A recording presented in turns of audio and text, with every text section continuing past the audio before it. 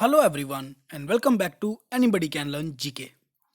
ਅੱਜ ਆਪਾਂ ਇਸ ਵੀਡੀਓ ਦੇ ਵਿੱਚ ਡਿਸਕਸ ਕਰਾਂਗੇ ਉਹ ਮੌਕ ਟੈਸਟ ਜਿਹੜਾ ਸਪੈਸ਼ਲੀ ਮੈਂ ਪ੍ਰਿਪੇਅਰ ਕੀਤਾ ਸੀਗਾ ਨਾਇਬ ਤਹਿਸੀਲਦਾਰ ਦੇ ਵਾਸਤੇ, ਤੇ ਇਹਦਾ ਜਿਹੜਾ ਵੀ ਪੈਟਰਨ ਹੈ ਉਹ ਪੀਪੀਐਸਸੀ ਬੇਸ ਹੈਗਾ, ਤੇ ਆਪਾਂ ਇਹਦੇ ਵਿੱਚ ਜੀਕੇ ਦੇ ਕੁਐਸਚਨ ਹੀ ਡਿਸਕਸ ਕਰਾਂਗੇ।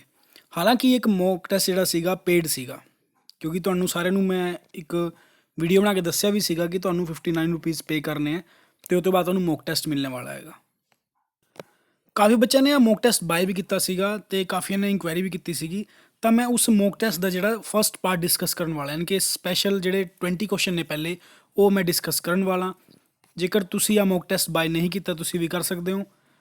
ਬੇਸਿਕਲੀ ਮੈਂ ਤੁਹਾਨੂੰ ਇੱਕ ਡੈਮੋ ਦੇਣਾ ਚਾਹੁੰਦਾ ਹੈਗਾ ਕਿ ਕਿਸ ਤਰ੍ਹਾਂ ਆਹ ਜਿਹੜਾ ਮੌਕ ਟੈਸਟ ਸੀਗਾ ਪ੍ਰਿਪੇਅਰ ਕੀਤਾ ਗਿਆ ਸੀਗਾ, ਤੇ ਤੁਸੀਂ ਆ ਮੇਰਾ ਹੈਸ਼ਟੈਗ ਯੂਜ਼ ਕਰਕੇ ਮੇਰੀ ਹੋਰ ਵੀਡੀਓਜ਼ ਵੀ ਦੇਖ ਸਕਦੇ ਹੋ, that is study with Sunil Jindal. ਤਾਂ ਮੌਕ ਟੈਸਟ ਦਾ ਜਿਹੜਾ ਪਹਿਲਾ ਕੁਐਸਚਨ ਸੀਗਾ ਉਹ ਸੀਗਾ ਪੋਲਿਟੀ ਦੇ ਬਾਰੇ, ਜਿਹੜਾ ਕਹਿ ਰਿਹਾ ਹੈ ਕਿ consider the following statement about fundamental rights in India, ਯਾਨੀ ਕਿ ਫੰਡਾਮੈਂਟਲ ਰਾਈਟਸ ਬਾਰੇ ਗੱਲ ਕਰ ਰਿਹਾ ਹੈਗਾ। 4 ਸਟੇਟਮੈਂਟ ਦਿੱਤੀ ਗਈਆਂ ਨੇ, ਇੱਕ ਇੱਕ ਕਰਕੇ ਆਪਾਂ ਦੇਖ ਲੈਂਦੇ ਹਾਂ।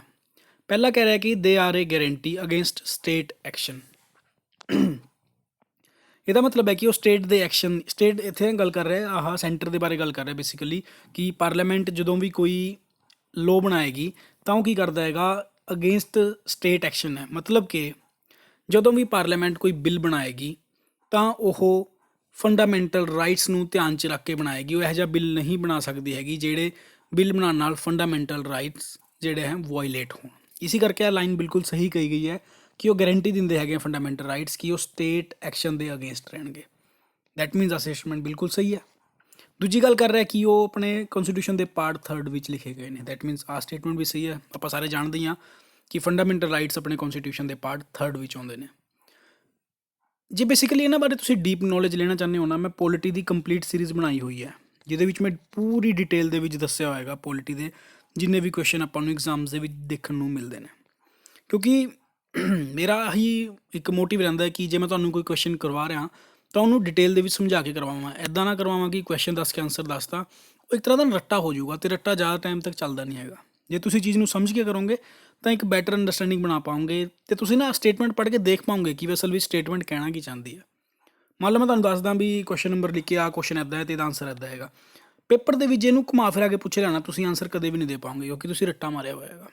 ਆਹੀ ਫਰਕ ਹੁੰਦਾ ਹੈ ਰੱਟਾ ਮਾਰ ਕੇ ਪੜ੍ਹਨ 'ਚ ਤੇ ਸਮਝ ਕੇ ਕਰਨ ਦੇ ਵਿੱਚ। ਥਰਡ ਸਟੇਟਮੈਂਟ ਕਹਿ ਰਿਹਾ ਹੈ ਕਿ they ensure social economic and political justice.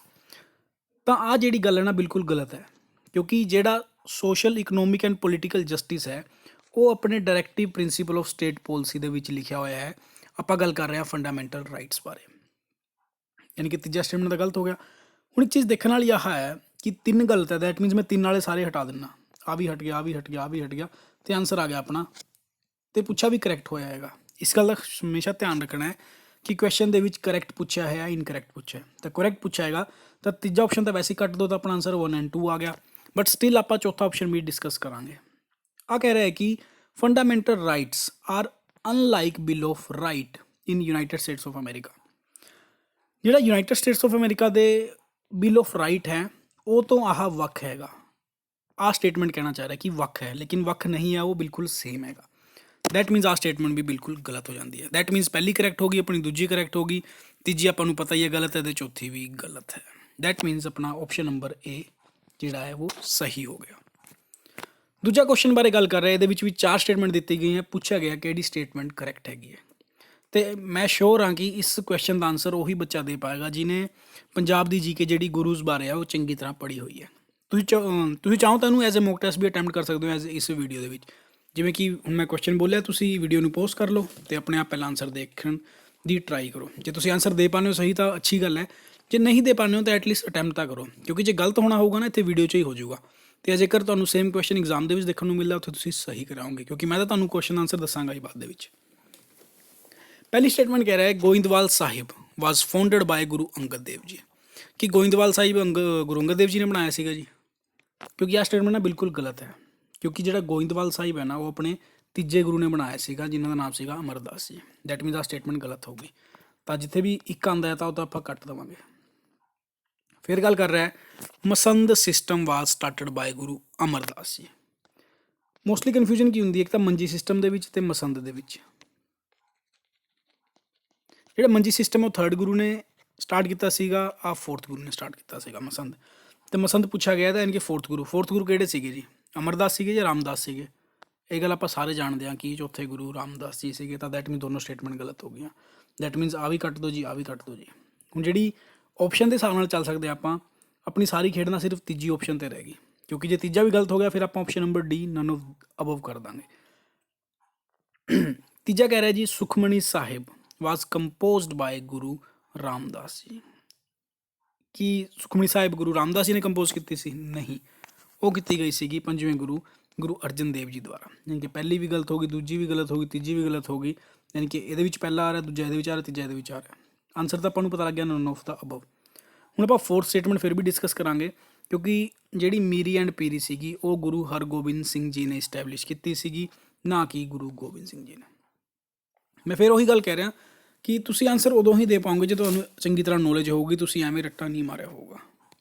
ਇਹ ਕੁਛ ਆਪਣੇ ਮੌਕ ਟੈਸਟ ਹੈ ਜਿਹੜਾ ਆਲਰੇਡੀ ਮੈਂ ਦੇ ਚੁੱਕਿਆ ਹੈਗਾ, ਉਹਨਾਂ ਵਿੱਚੋਂ ਹੀ ਲਿੱਤੇ ਗਏ ਕੁਐਸਚਨ ਨੇ। ਤਾਂ ਆਨਸਰ ਹੋ ਜਾਊਗਾ option number D none of the above. Next question ਤੋਂ ਜਾਣ ਤੋਂ ਪਹਿਲਾਂ ਜੇ ਤੁਸੀਂ ਪਹਿਲੀ ਵਾਰ ਆਏ ਹੋ ਤਾਂ ਸਬਸਕ੍ਰਾਈਬ ਜ਼ਰੂਰ ਕਰਿਓ। ਤੇ ਇੱਕ ਇੰਪੋਰਟੈਂਟ ਨੋਟੀਫਿਕੇਸ਼ਨ ਆ ਹੈ ਕਿ ਜੇਕਰ ਤੁਸੀਂ ਆ ਮੌਕ ਟੈਸਟ ਬਾਏ ਕਰਨਾ ਚਾਹੁੰਦੇ ਹੋ, ਬੇਸਿਕਲੀ ਇਸ ਸੀਰੀਜ਼ ਦੇ ਵਿੱਚ ਨਾ 2 ਮੌਕ ਟੈਸਟ ਹੋਣਗੇ। ਇੱਕ ਤਾਂ ਆਲਰੇਡੀ ਮੈਂ ਲਾਂਚ ਕਰ ਚੁੱਕਿਆ, ਦੂਜਾ ਆਲਮੋਸਟ ਪ੍ਰਿਪੇਅਰ ਹੋ ਚੁੱਕਿਆ ਹੈ। ਤੁਹਾਨੂੰ ਜੇਕਰ ਇਹਦਾ ਅਵੇਲੇਬਲ ਬੈਨੀਫਿਟ ਅਵੇਲ ਕਰਨਾ ਹੈ ਤਾਂ ਤੁਹਾਨੂੰ ਜਸਟ 59 ਰੁਪੀਜ਼ ਪੇ ਕਰਨੇ ਆ ਇਸ ਗੂਗਲ ਪੇ ਨੰਬਰ 'ਤੇ, ਦੈਟ ਇਜ਼ 75891480995, ਜੋ ਕਿ ਜਤਿਨ ਗਰਗ ਦੇ ਨਾਂ 'ਤੇ ਹੈਗਾ। ਅਤੇ ਜਿੱਦਾਂ ਹੀ ਤੁਸੀਂ ਇਸ ਨੰਬਰ 'ਤੇ ਪੇ ਕਰਦੇ ਹੋ, ਆਫਟਰ ਡੈਟ ਤੁਹਾਨੂੰ ਜਿਹੜੀ ਟ੍ਰਾਂਜੈਕਸ਼ਨ ਹੋਏਗੀ ਉਹਦਾ ਸਕਰੀਨਸ਼ੋਟ ਨਾਲ ਇਸ ਨੰਬਰ 'ਤੇ ਭੇਜ ਦੇਣਾ, ਅਤੇ ਤੁਹਾਨੂੰ ਮੌਕ ਟੈਸਟ ਵੀ ਇੱਥੋਂ ਹੀ ਮਿਲ ਜਾਏਗਾ। ਪਹਿਲਾਂ ਮੈਂ ਸੋਚਿਆ ਸੀਗਾ ਕਿ YouTube ਦੇ ਵਿੱਚ ਨਾ ਜੁਆਇਨ ਬਟਨ ਦੇ ਨਾਲ ਹੀ ਤੁਹਾਨੂੰ ਸਾਰੀ ਚੀਜ਼ ਮੈਂ ਅਵੇਲੇਬਲ ਕਰਵਾਵਾਂਗਾ, ਲੇਕਿਨ ਉੱਥੇ ਪੇਮੈਂਟ ਕਰਦੇ ਹੋਏ ਕਾਫੀ ਜ਼ਿਆਦਾ ਇਸ਼ੂਜ਼ ਆ ਰਹੇ ਨੇ, ਇਸ ਕਰਕੇ ਥੋੜ੍ਹਾ ਜਿਹਾ ਪਲਾਨ ਦੇ ਵਿੱਚ ਚੇਂਜ ਕੀਤਾ ਗਿਆ ਸੀਗਾ। ਅਤੇ ਜਿਨ੍ਹਾਂ ਬੱਚਿਆਂ ਨੇ ਆਲਰੇਡੀ ਪੇ ਕਰ ਚੁੱਕੇ ਨੇ ਬੱਚੇ, ਉਹਨਾਂ ਨੂੰ ਸੈਕਿੰਡ ਮੌਕ ਟੈਸਟ ਜਿਹੜਾ ਫ੍ਰੀ ਮਿਲਵਾਉਣਾ ਹੈ, ਉਹਨਾਂ ਨੂੰ ਫ੍ਰੀ ਹੀ ਮਿਲੇਗਾ ਸੈਕਿੰਡ ਮੌਕ ਟੈਸਟ ਜਿਹੜੇ ਪੇ ਕਰ ਚੁੱਕੇ ਨੇ। ਲੇਕਿਨ ਜਿਨ੍ਹਾਂ ਨੇ ਨਹੀਂ ਪੇ ਕੀਤਾ ਹੈਗਾ ਉਹ ਜੇਕਰ ਪੇ ਕਰਕੇ ਫਸਟ ਅਤੇ ਸੈਕਿੰਡ ਦੋਨੋਂ ਹੀ ਲੈ ਸਕਦੇ ਨੇ, ਅਤੇ ਇਸ ਗੱਲ ਦਾ ਧਿਆਨ ਰੱਖਿਓ।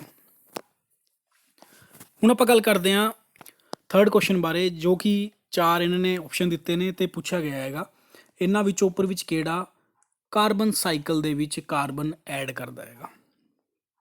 4 ਪ੍ਰੋਸੈਸ ਨੇ। ਸਭ ਤੋਂ ਪਹਿਲਾਂ ਗੱਲ ਕਰਦਾ ਫੋਟੋਸਿੰਥੇਸਿਸ ਬਾਰੇ। ਫੋਟੋਸਿੰਥੇਸਿਸ ਉਹ ਪ੍ਰੋਸੈਸ ਹੈਗਾ ਜਿਹਦੇ ਵਿੱਚ ਜਿਹੜੇ ਆਪਣੇ ਪਲਾਂਟਸ ਨੇ ਉਹ ਸਨਲਾਈਟ ਦੀ ਹੈਲਪ ਨਾਲ ਅਤੇ ਕਾਰਬਨ ਡਾਈਆਕਸਾਈਡ ਨਾਲ ਮਿਲ ਕੇ ਆਪਣਾ ਫੂਡ ਬਣਾਉਂਦੇ ਨੇ, ਜਿਹਨੂੰ ਆਪਾਂ ਆਟੋਟ੍ਰੋਫ ਕਹਿੰਦੇ ਹਾਂ। ਤਾਂ ਹੁੰਦਾ ਕੀ ਹੈ ਕਿ ਫੋਟੋਸਿੰਥੇਸਿਸ ਦੇ ਪ੍ਰੋਸੈਸ ਦੇ ਵਿੱਚ ਨਾ ਕਾਰਬਨ ਡਾਈਆਕਸਾਈਡ ਨਹੀਂ ਰਿਲੀਜ਼ ਹੁੰਦੀ ਹੈਗੀ, ਸਮਝ ਰਹੇ ਹੋ ਤੁਸੀਂ? ਕਾਰਬਨ ਡਾਈਆਕਸਾਈਡ ਰਿਲੀਜ਼ ਨਹੀਂ ਹੁੰਦੀ, ਕਾਰਬਨ ਡਾਈਆਕਸਾਈਡ ਨਾਲ ਯੂਜ਼ ਕੀਤੀ ਜਾਂਦੀ ਹੈ। ਦੈਟ ਮੀਨਸ ਫੋਟੋਸਿੰਥੇਸਿਸ ਨਾਲ ਕਦੇ ਵੀ ਕਾਰਬਨ ਸਾਈਕਲ ਦੇ ਵਿੱਚ ਕਾਰਬਨ ਡਾਈਆਕਸਾਈਡ ਐਡ ਨਹੀਂ ਹੁੰਦੀ। ਦੈਟ ਮੀਨਸ ਆਪਸ਼ਨ ਨੰਬਰ 1 ਤਾਂ ਆਪਾਂ ਕੱਟ ਹੀ ਦੇਵਾਂਗੇ, 1 2 ਯਾਨੀ ਕਿ ਆਪਣੇ ਕੋਲ ਦੂਜਾ ਅਤੇ ਤੀਜਾ ਆਪਸ਼ਨ ਰਹਿ ਗਿਆ। ਫਿਰ ਗੱਲ ਕਰਦੇ ਹਾਂ ਆਪਾਂ ਰੈਸਪੀਰੇਸ਼ਨ, ਯਾਨੀ ਕਿ ਸਾਹ ਲੈਣ ਦੀ ਪ੍ਰਕਿਰਿਆ। ਇਹ ਤਾਂ ਆਪਾਂ ਨੂੰ ਪਤਾ ਹੀ ਹੈ, ਓਬਵੀਅਸ ਜੀ ਗੱਲ ਹੈ ਕਿ ਆਪਾਂ ਕੀ ਕਰਦੇ ਹਾਂ ਜੀ, ਆਕਸੀਜਨ ਇਨਟੇਕ ਕਰਦੇ ਹਾਂ ਅਤੇ ਕਾਰਬਨ ਡਾਈਆਕਸਾਈਡ ਛੱਡਦੇ ਹਾਂ। ਕੀ ਆਪਾਂ ਕਾਰਬਨ ਸਾਈਕਲ ਦੇ ਵਿੱਚ ਕਾਰਬਨ ਡਾਈਆਕਸਾਈਡ ਐਡ ਕਰ ਰਹੇ ਹਾਂ? ਬਿਲਕੁਲ ਕਰ ਰਹੇ ਹਾਂ ਜੀ, ਯਾਨੀ ਕਿ ਦੂਜਾ ਤਾਂ ਮੈਂਡੇਟਰੀ ਹੋ ਗਿਆ। ਫਿਰ ਗੱਲ ਕਹਿ ਰਿਹਾ ਵੋਲਕੈਨਿਕ ਐਕਸ਼ਨ, ਯਾਨੀ ਕਿ ਜਦੋਂ ਵੀ ਜਵਾਲਾਮੁਖੀ ਫਟਦਾ ਹੈਗਾ ਅਤੇ ਉਸ ਸਮੇਂ 'ਤੇ ਨਾ ਕਾਫੀ ਜ਼ਿਆਦਾ ਗੈਸਿਸ ਰਿਲੀਜ਼ ਹੁੰਦੀਆਂ ਅਤੇ ਉਹਨਾਂ ਗੈਸਿਸ ਵਿੱਚ ਇੱਕ ਗੈਸ ਕਾਰਬਨ ਡਾਈਆਕਸਾਈਡ ਵੀ ਹੁੰਦੀ ਹੈ। ਤਾਂ ਗੱਲ ਆਪਾਂ ਕਹਿ ਸਕਦੇ ਹਾਂ ਕਿ ਵੋਲਕੈਨਿਕ ਐਕਸ਼ਨ ਦੇ ਦੌਰਾਨ ਕਾਰਬਨ ਸਾਈਕਲ ਦੇ ਵਿੱਚ ਕਾਰਬਨ ਡਾਈਆਕਸਾਈਡ ਐਡ ਹੁੰਦੀ ਹੈ। ਫਿਰ ਗੱਲ ਕਰ ਰਿਹਾ ਡੀਕੇ ਆਫ ਆਰਗੈਨਿਕ ਮੈਟਰ।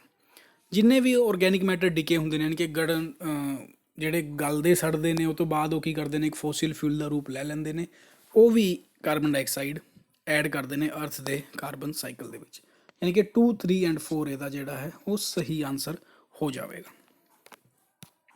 ਕਿਉਂਕਿ ਮੈਂ ਜਿੰਨੇ ਵੀ ਕੁਐਸਚਨ ਪਿਕ ਕੀਤੇ ਨੇ ਨਾ ਕਾਫੀ ਜ਼ਿਆਦਾ ਸੋਚ ਸਮਝ ਕੇ ਕੀਤੇ ਨੇ, ਅਤੇ ਜਿੱਦਾਂ ਹੀ PPSC ਪੈਟਰਨ ਆਪਣਾ ਰੱਖਦੀ ਹੈ ਉਸ ਹਿਸਾਬ ਨਾਲ ਮੈਂ ਬਣਾਏ ਸੀਗੇ। ਅਤੇ ਮੈਂ ਕੋਈ ਇਹਦੀ ਅਮਾਊਂਟ ਜ਼ਿਆਦਾ ਵੀ ਨਹੀਂ ਰੱਖੀ ਹੈਗੀ, ਜਸਟ 60 ਰੁਪੀਜ਼ ਹੈ, 59। ਯਾਨੀ ਕਿ ਇਸ ਟਾਈਮ ਆਪਾਂ ਬਾਹਰ ਜਾਂਦੇ ਹਾਂ ਨਾ, ਬਰਗਰ ਸ਼ਰਗਰ ਖਾ ਲੈਂਦੇ ਹਾਂ ਨਾ, ਤਾਂ ਵੀ ਇੰਨੇ ਰੁਪਏ ਤਾਂ ਆਪਾਂ ਵੈਸੇ ਹੀ ਲਾ ਦਿੰਦੇ ਹਾਂ, ਤਾਂ ਕਿ ਉਹਨਾਂ ਇੱਕ ਜਿਹੜੀ ਚੀਜ਼ ਤੁਹਾਨੂੰ ਹੈਲਪ ਕਰਦੀ ਉਹ 'ਤੇ ਲਾਇਆ ਜਾਵੇ।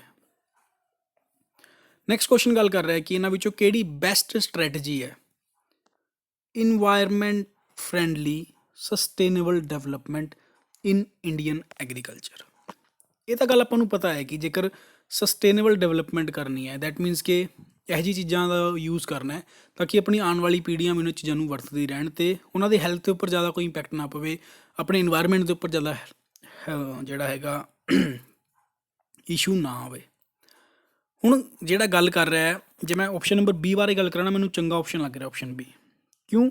क्योंकि वो कह रहा है wider popularisation of high yielding crop variety, यानी कि ज़्यादा ਜਿਹਦਾ ਝਾੜ ਨਿਕਲਦਾ ਉੱਦਾਂ ਦੇ ਆਪਾਂ crop variety यूज़ ਕਰਨੀ ਹੈ।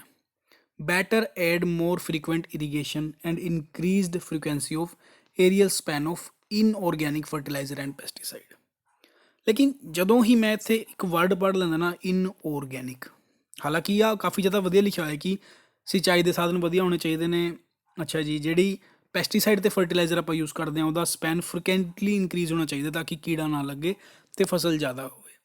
ਆ ਚੀਜ਼ ਵੈਸੇ ਤਾਂ ਠੀਕ ਹੈ, ਲੇਕਿਨ ਜੇ ਮੈਂ ਇਨਵਾਇਰਮੈਂਟ ਫਰੈਂਡਲੀ ਦੀ ਗੱਲ ਕਰਾਂ ਨਾ ਉਸ ਸਮੇਂ 'ਤੇ ਨਾ ਆਹ ਸਟੇਟਮੈਂਟ ਹਲਕੀ ਜਿਹੀ ਗਲਤ ਹੋ ਜਾਂਦੀ ਹੈਗੀ ਆ, ਕਿਉਂਕਿ ਆਪਾਂ ਨੂੰ ਕਿਸ ਚੀਜ਼ ਦੀ ਜ਼ਰੂਰਤ ਹੈ, ਔਰਗੈਨਿਕ ਮੈਨਿਓਰ ਦੀ ਜ਼ਰੂਰਤ ਹੈ। ਮਿਕਸ ਕ੍ਰੋਪਿੰਗ ਬਾਰੇ ਤਾਂ ਮੈਂ ਆਲਰੇਡੀ ਦੱਸ ਚੁੱਕਿਆ, ਕਿਉਂਕਿ ਜਿਹੜੀ ਮੇਰੀ ਪਟਵਾਰੀ ਦੀ ਸੀਰੀਜ਼ ਐਗਰੀਕਲਚਰ ਉਹਦੇ ਵਿੱਚ ਤਾਂ ਮੈਂ ਬਹੁਤ ਹੀ ਡੀਪਲੀ ਡਿਸਕਸ ਕੀਤਾ ਇਹਨਾਂ ਸਭ ਚੀਜ਼ਾਂ ਬਾਰੇ। Mix cropping, organic manure, nitrogen fixing plant, ਕਿਉਂਕਿ ਜਿੰਨੀ ਜ਼ਿਆਦਾ ਨਾਈਟ੍ਰੋਜਨ ਫਿਕਸੇਸ਼ਨ ਪਲਾਂਟ ਦੀ ਵਧੀਆ ਰਹੇਗੀ ਤਾਂ ਉਨਾ ਹੀ ਜ਼ਿਆਦਾ ਪੌਦਾ ਜਿਹੜਾ ਵਧੀਆ ਗਰੋ ਕਰਦਾ ਰਹੇਗਾ। ਅਤੇ ਪੈਸਟ ਰੈਜ਼ਿਸਟੈਂਸ ਕੰਟਰੋਲ ਵੈਰਾਇਟੀ, ਯਾਨੀ ਕਿ ਇਹੋ ਜਿਹੀ ਕ੍ਰੋਪ ਵੈਰਾਇਟੀ ਆਪਾਂ ਲਾਉਣੀ ਹੈ ਜਿਹੜੀ ਪੈਸਟ ਰੈਜ਼ਿਸਟੈਂਟ ਕਰੇ, ਯਾਨੀ ਕਿ ਜਿਹਨੂੰ ਕੀੜਾ ਈਜ਼ੀਲੀ ਨਾ ਲੱਗ ਪਾਵੇ। ਤਾਂ ਇਸ ਤਰੀਕੇ ਨਾਲ ਨਾ ਵੈਸੇ ਤਾਂ ਮੈਂ ਆਪਸ਼ਨ ਨੰਬਰ ਬੀ ਨੂੰ ਹੀ ਠੀਕ ਕਰਨ ਵਾਲਾ ਸੀਗਾ, ਲੇਕਿਨ ਇੱਥੇ ਪੁੱਛਿਆ ਹੀ ਇਨਵਾਇਰਮੈਂਟ ਫਰੈਂਡਲੀ ਹੈ ਤਾਂ ਮੈਨੂੰ ਔਰਗੈਨਿਕ ਚੀਜ਼ਾਂ ਯੂਜ਼ ਕਰਨੀ ਪੈਣਗੀਆਂ। ਤਾਂ ਇਹਦਾ ਮਤਲਬ ਕੀ ਹੈ, ਆਪਸ਼ਨ ਨੰਬਰ ਸੀ ਤਾਂ ਆਊਗਾ ਹੀ ਆਊਗਾ, ਕਿਉਂਕਿ ਮੈਂ ਇੱਕ ਇਨਵਾਇਰਮੈਂਟ ਫਰੈਂਡਲੀ ਕ੍ਰੋਪ ਬਣਾਉਣ ਲਈ ਨਾ ਮੈਂ ਪੈਸਟੀਸਾਈਡ ਜਿਹੜੇ ਕੈਮੀਕਲਸ ਨੇ ਉਹ ਘੱਟ ਤੋਂ ਘੱਟ ਉਹਨਾਂ ਦਾ ਯੂਜ਼ ਕਰਾਂਗਾ ਜਾਂ ਫਿਰ ਕਰਾਂਗਾ ਹੀ ਨਹੀਂ। ਤਾਂ ਮੈਂ ਜੇ ਆਪਸ਼ਨਸ ਨਾਲ ਖੇਲਾਂ ਤਾਂ ਮੈਨੂੰ ਸੀ ਜਿਹੜਾ ਸਭ ਤੋਂ ਜ਼ਿਆਦਾ ਸਟੀਕ ਲੱਗਦਾ ਇਹਦਾ ਆਨਸਰ। ਇਹਦੇ ਬਾਰੇ ਤਾਂ ਆਪਾਂ ਡਿਸਕਸ ਕਰ ਹੀ ਚੁੱਕੇ ਹਾਂ, ਤੁਹਾਨੂੰ ਸਾਰਿਆਂ ਨੂੰ ਹੀ ਪਤਾ ਹੈ। ਹੁਣ ਇੱਕ ਰੀਸੈਂਟਲੀ ਆਪਣੇ ਜਿਹੜੇ CM ਸਾਹਿਬ ਨੇ ਉਹਨਾਂ ਨੇ ਇੱਕ ਸਕੀਮ ਲਾਂਚ ਕੀਤੀ ਸੀ ਜਿਹਦਾ ਨਾਂ ਸੀਗਾ ਹਰ ਘਰ ਪਾਣੀ ਹਰ ਘਰ ਸਫਾਈ। ਤਾਂ ਇਹਦੇ ਲਈ 2 ਸਟੇਟਮੈਂਟ ਸੀਗੀਆਂ ਅਤੇ ਦੋਨਾਂ ਵਿੱਚੋਂ ਕਰੈਕਟ ਕਿਹੜੀ ਆ ਉਹ ਪੁੱਛਿਆ ਸੀਗਾ। ਸਭ ਤੋਂ ਪਹਿਲਾਂ ਗੱਲ ਕਰ ਰਿਹਾ ਕਿ government campaign to accomplish the goal of 100% portable pipe water supply in urban house hold.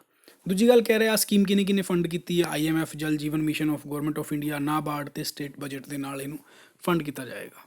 ਤਾਂ ਜੇ ਮੈਂ ਗੱਲ ਕਰਾਂ ਨਾ ਦੋਨੋਂ ਸਟੇਟਮੈਂਟ ਨਾਲ ਹਲਕੀ ਹਲਕੀ ਜੇਕਰ ਆਪਾਂ ਸਟੇਟਮੈਂਟ ਬੇਸ ਚੱਲੀਏ ਨਾ, ਕਿਉਂਕਿ ਇਹ ਕਰੰਟ ਅਫੇਅਰ ਦਾ ਕੁਐਸਚਨ ਹੈਗਾ, ਇਹ ਆਪਾਂ ਨੂੰ ਸਟੇਟਮੈਂਟ ਬੇਸ ਹੀ ਚੱਲਣਾ ਪਏਗਾ। ਇੱਥੇ ਨਾ ਹਲਕਾ ਜਿਹਾ ਫਰਕ ਕੀ ਆ, ਅਰਬਨ ਨਹੀਂ ਹੈਗਾ ਜੀ, ਇਹ ਰੂਰਲ ਹੈ।